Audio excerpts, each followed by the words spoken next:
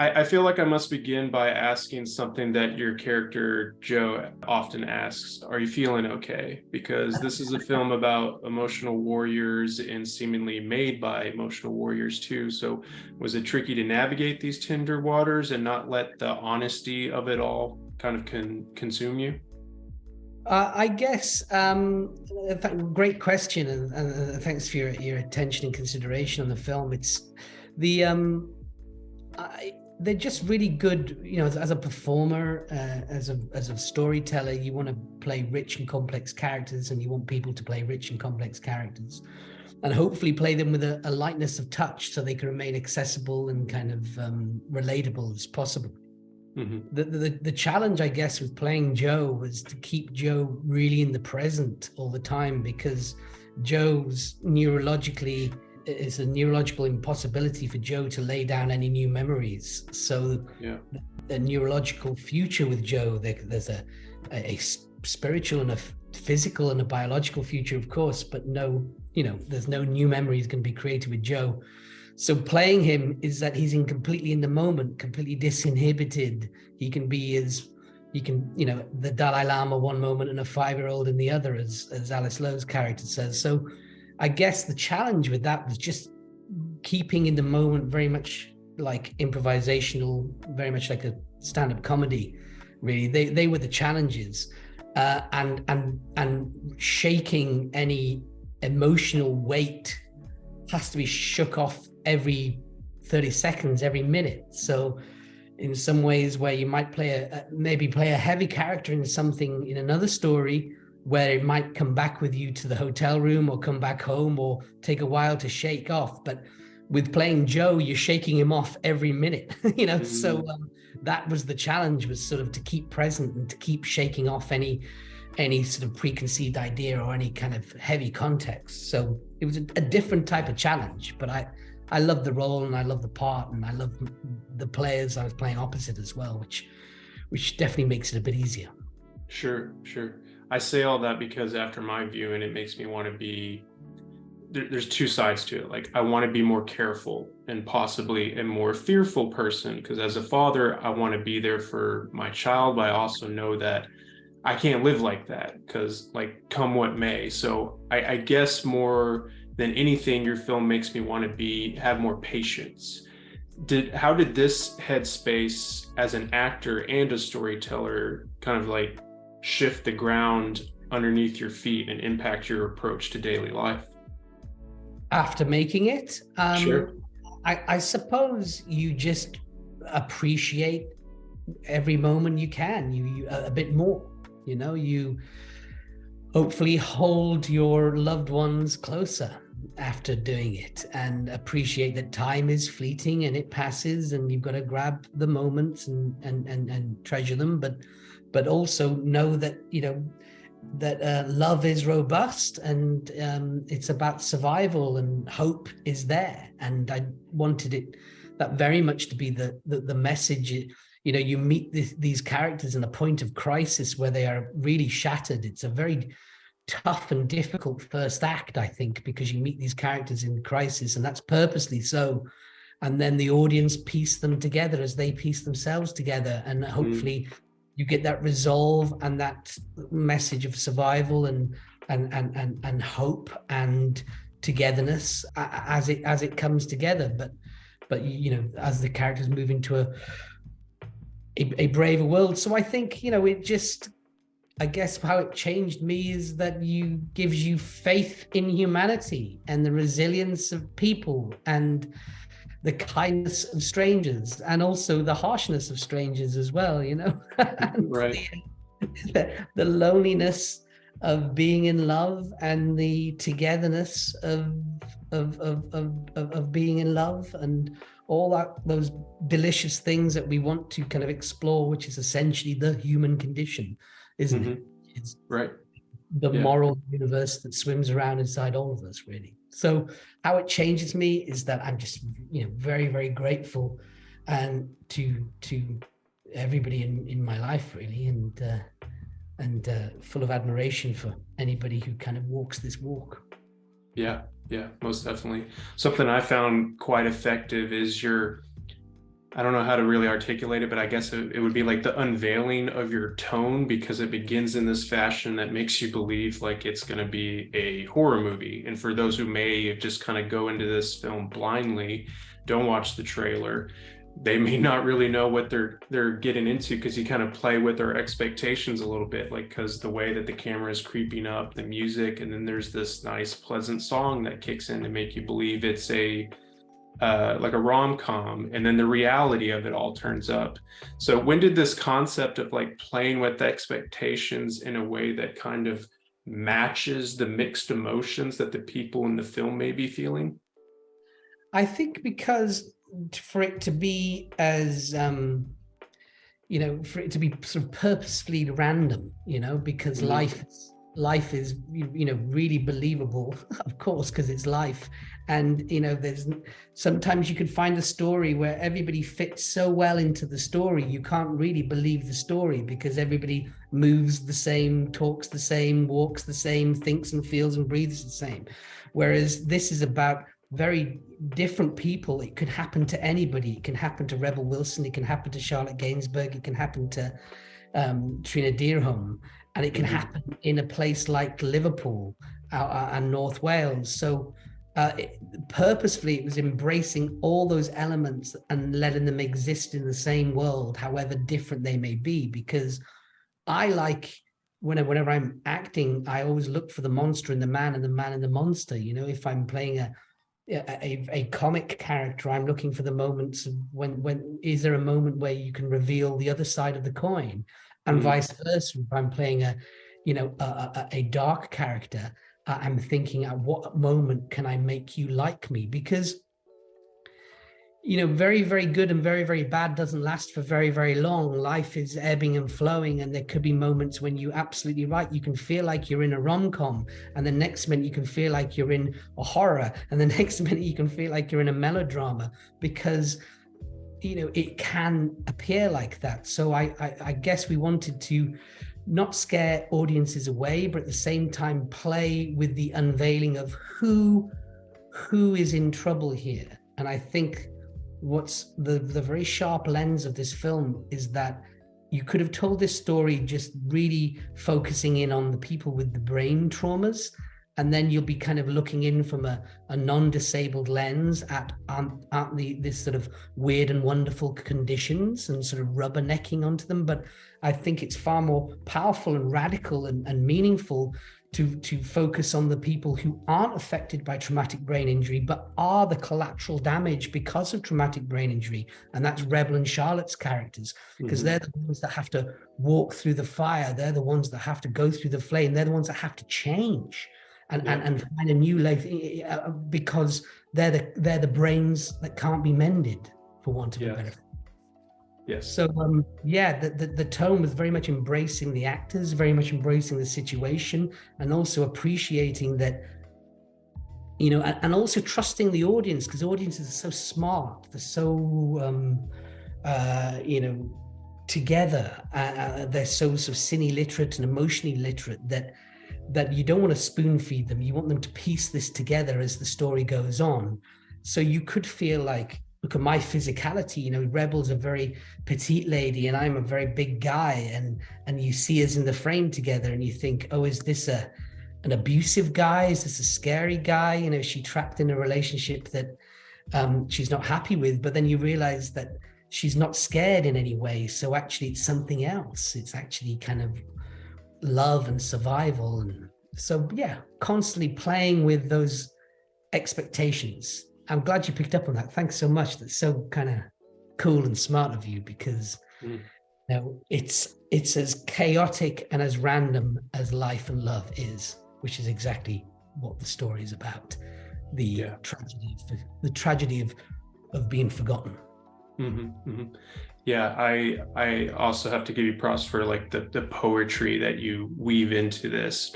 You mentioned that line about these are the brains that I cannot mend. That was a line that I wrote down. There was another one about a memory speaking to another memory.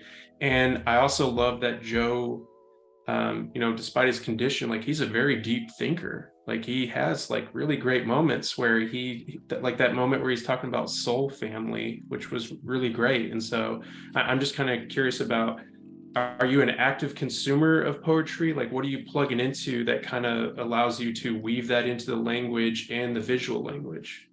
I'm Welsh, so I'm born romantic, and I love poetry. And I guess, one of my breakout roles was playing Dylan Thomas in Set Fire to the Stars, so I do gravitate towards poetry. But poetry and film, are really happy bedfellows. You can say, a picture speaks 1,000 words, and poetry can say so much in a line, in a haiku, in a stanza. So they're very kind of informed, art forms, really, where you can condense so much into so little, and so yeah, wherever I can weave in sort of, poetry, because I do think poetry falls out of people, people gravitate towards it, whether it's Shakespeare, whether it's the Bible, whether it's whatever, a religious script, a child's poem, we are times in need when we are up against it. We do lean into the search for meaning, in wherever we can find it, and it can be, those moments can be poetic, whether they're visual or verbal. And so yeah, and also I like it, I like, why not? Why, people. I remember my daughter saying to me when she was like 3.5, she said, "Daddy, I wasn't running away from you. I was practicing coming back." She's not a poetic scholar. That was a child, but it feels so informed and wise when you frame it in that way. So yeah, I appreciate poetry. I've always read a lot of poetry. I read a lot and listen to a lot of things. And also I kind of love the poetry of the common man. I like the stories that people tell. It's not just, it's always about people. It's always about the audience. When I'm talking to you, I'm just thinking, I hope Preston's having a good time. I hope I'm giving him what he wants. When I'm acting, I'm thinking of the actors I'm opposite. I'm thinking of the audience that can consume it. When I'm writing, I'm thinking of the people who are going to read it and watch it. So it's always about looking for those connection to people, in the business of people, really. And this film is always about, disconnected people reconnecting, in a way to survive. And I wanted to make it for performers, and I wanted to make it for the audience. They're the two worlds that I wanted to meet in this movie, where actors can really fly. I mean, Charlotte, Trina, Rebel, Mira, wow, what talent to sort of create the space for them to just dazzle and show their emotional range and depth and the darkness of their soul. And then to sit in a cinema like we did in Zurich a few weeks ago, or in Dinard, and having people just really connect on a primal level with these characters and go, do you know what? I know what that feels like to be forgotten. I know what that feels like to be remembered, So yeah, that's my jam, the business of people, I think. Yeah. Oh, that's so cool that you picked up on that. Yeah. Well, your passion and attentiveness to humanity shows throughout all of this, so it's very much appreciated by me. But there's one visual moment that I wanted to touch on, and it was this moment where you look, as Joe, look directly into the camera before you say a curse word, but it's like such a great moment that's like right in the middle of the movie. And I'm curious about working alongside your co-director and DP, Tom Stern, and kind of developing that visual language to get it a little more into it, to kind of also go alongside with the emotions of the characters. Wow, that's so great that you pick up on that. I love that moment too. I think at some point, a way of getting the audience to really feel like the other characters, there's one way of just all the major characters look at the audience at some point in this movie, and you get to see where they're at. And Charlotte and Rebel do it before they, when they're in an intimate moment, and you get to kind of feel where they are, and they're probably at their most happiest at that point. And Trina does it, and Joe does it. When Tom and I first started talking about this, we were like, wouldn't it be, what we would love to achieve is, the audience get to have this unique experience where they're going to lay down a memory and Joe is going to forget it. So can we capture the moment Joe forgets? How can we do that? As subtle as it can be, can audiences watch this movie and go, that's the moment he forgot. He's with you and then he's gone. And I understand this condition perfectly. So it's sort of daringly looking into oblivion, searching for sense in the world. And later on in that scene where he has this emotional breakdown and then comes out of it, we sort of, Tom and I, we looked at moments where, how can he walk into frame, and can we get up close and do that thing in the eyes where hopefully the acting sort of does it for you, where you watch Joe switch on and switch off and recalibrate again. So it was, there were a few things going on there for us. One was giving the audience the opportunity to watch the character forget. The idea that the audience then have that memory, but the character doesn't. I've never seen that before. And then the other thing involved in that was giving each character a moment where they do look into the abyss, to quote Nietzsche, you know what I mean? If you stare at the abyss, eventually the abyss will stare back.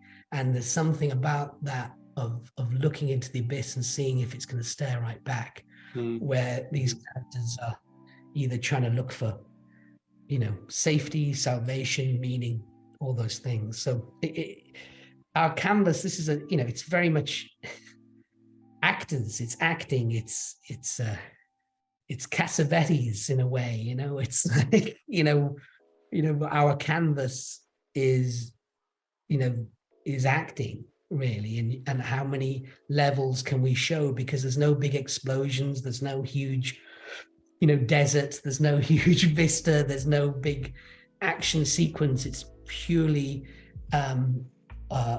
emotion and situation and character. So there was lots of ways of how far we could push that, really. Yeah.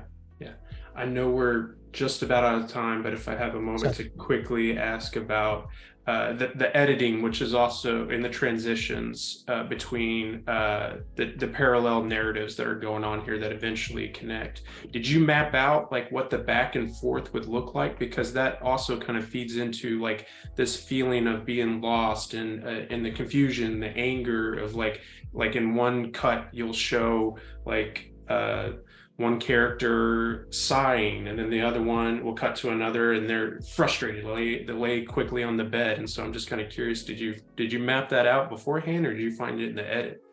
Well, both really. We mapped out a lot of transitions that we knew we were going to move from one scene, but then also when you get into the editing, there were moments where we were too long in one story and then the other, and we needed to really start to dovetail a bit more, so to keep that pace going, to keep that parallel track going. So a bit of both. There were some very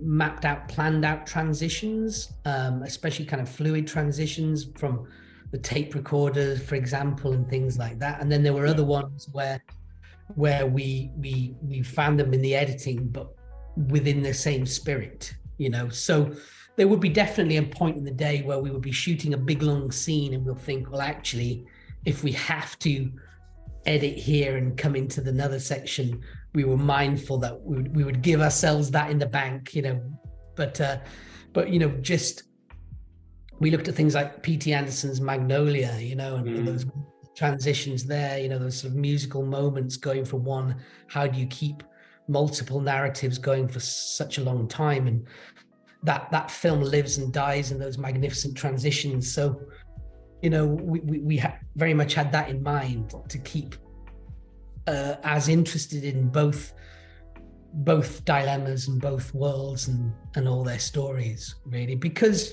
Joe can be quite eclipsing, because he's quite a beguiling character. You've got Rebel Wilson, like you've never seen her before, doing this brilliantly emotional, truthful performance, and then Joe, this kind of unique character that has a condition that you don't normally see.